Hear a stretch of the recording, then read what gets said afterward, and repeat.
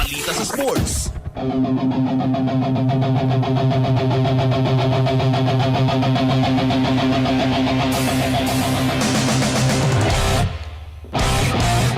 Sa kasika sa paugnat sa kusog, NBA updates dalit kaninyo sa Windsor.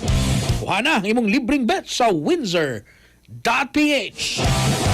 Spurs sa NBA. Usa ka daog na lang padung sa Western Conference Finals. Human gipukan ang Minnesota Timberwolves. Sikat rabang Gyro Viking sa detalye.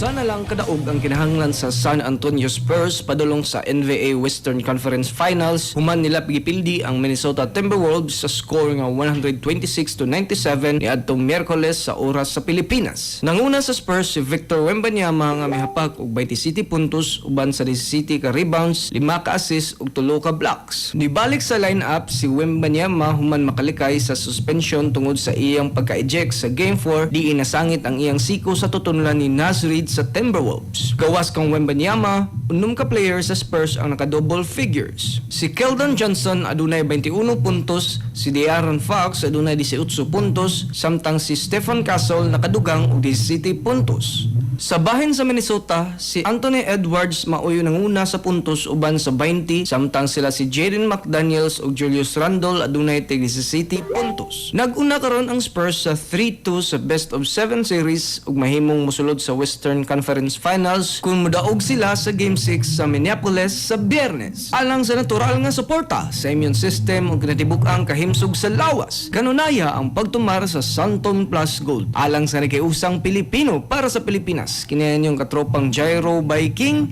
X FM News. Kasikas Express Balita. Santon Plus Gold, mapalit sa mga butika sa inyong lugar.